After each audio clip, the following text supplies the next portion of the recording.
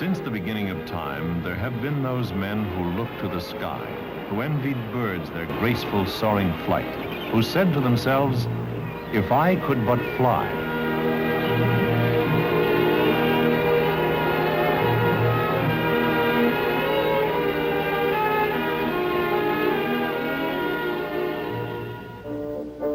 After eons of frustration, man did fly.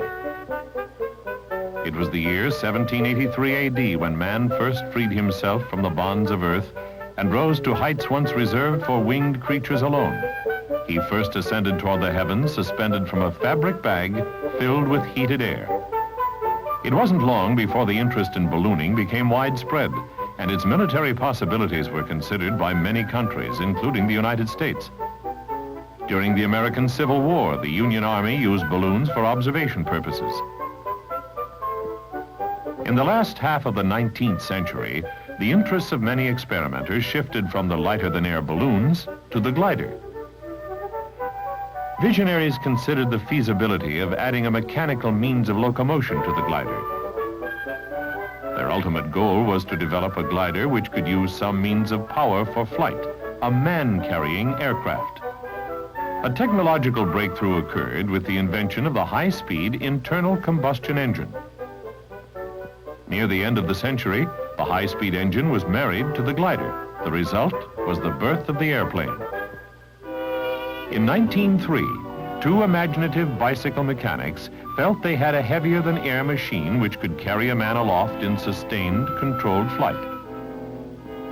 Wilbur and Orville Wright, after 4 years of experimentation, gave the glider a water-cooled 12-horsepower engine which they designed themselves. The engine powered two chain-driven pusher-type propellers. December 17, 1903 was a cold, windy day at Kitty Hawk, North Carolina. By the toss of a coin, Orville won the chance to become the first man in history to fly under power.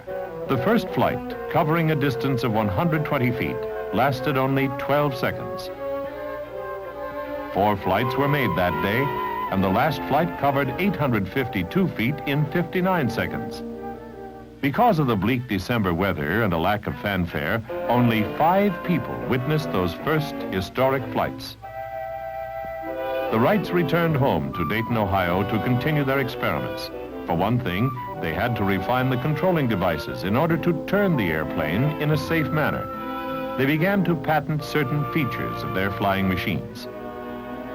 In 1907, the Wright brothers' achievements were brought to the personal attention of President Theodore Roosevelt. The potential of the airplane as an instrument for national defense was pointed out. In December of that year, Signal Corps Specification number 486 was issued. It provided that the government would buy a flying machine from the lowest bidder. A flying machine which could attain a speed of at least 40 miles per hour and carry 2 persons with a combined weight of 350 pounds, a distance of 125 miles. It also stipulated that it would have to pass an endurance flight test of at least 1 hour while being steered in all directions and remain under perfect control.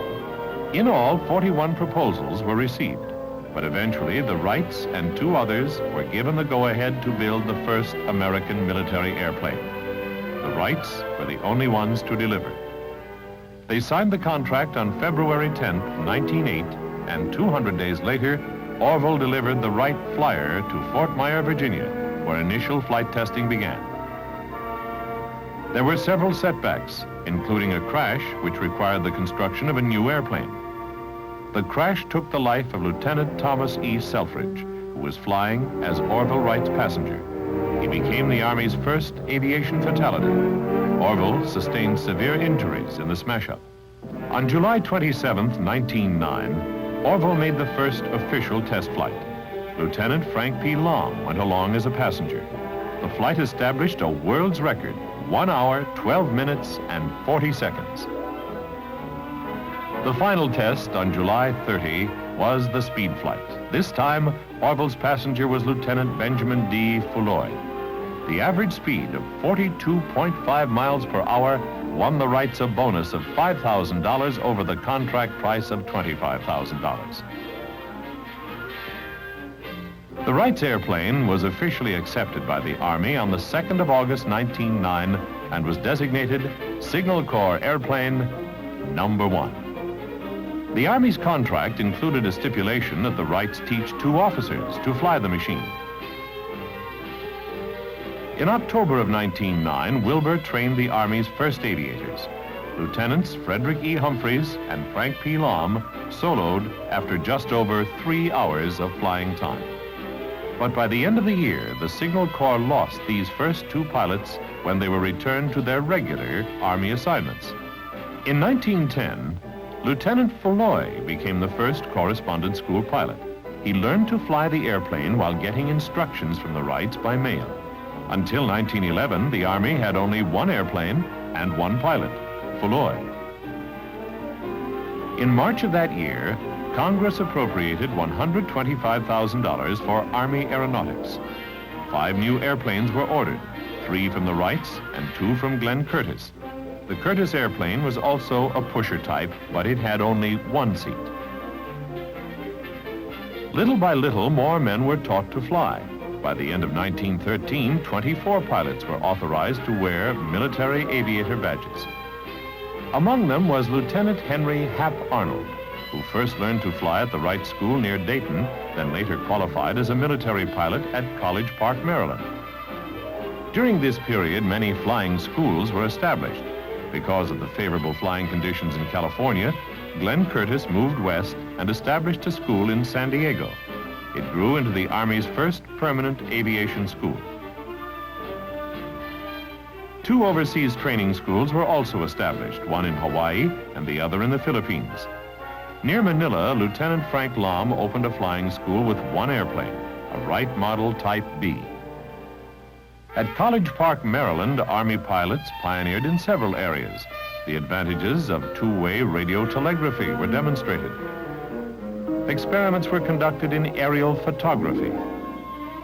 Night flying techniques were also developed during this period. The first American bomb sight and bomb-dropping device was demonstrated. Experiments were conducted on the firing of a low-recoil machine gun from an airplane. Named the Lewis gun, it eventually became standard armament on Allied planes during World War I. This was truly a period of experimentation in American aviation, and in spite of a lack of funds and other obstacles, Army aviation had made progress. In 1913, the Signal Corps realized that the time was ripe to establish an air organization capable of military operations in the field. At Texas City, Texas, the first Aero Squadron was organized as an interim measure to meet an emergency situation. The squadron flew its 9 airplanes with the 2nd Division, guarding the Mexican border. This organization was officially organized in September 1914. In 1914, Congress authorized the establishment of an aviation section in the Signal Corps and appropriated $250,000 to expand the aerial forces. The expansion meant more men and more planes. Faster and safer airplanes were built. The Army's first tractor-type aircraft, delivered in 1912, was a hydroplane built by the Burgess Company. The propeller was mounted in front of the pilot rather than behind him. By 1914, the pusher-type airplanes were declared dangerous and were removed from use. They were replaced by new Curtiss J tractor-type planes. Glenn Curtiss's tractor-type biplane eventually evolved into the famous series of Curtiss Jennies, which were used for training during World War I.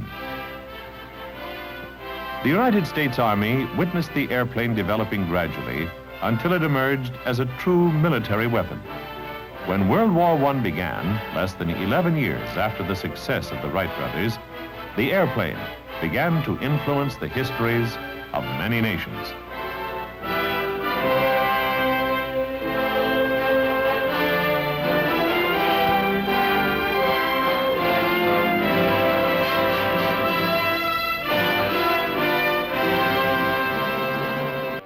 Thanks for watching. If you'd like to help us produce more compelling historical content like this, please like, comment below, and share this video with fellow history buffs. And of course, be sure to subscribe to help keep history happening.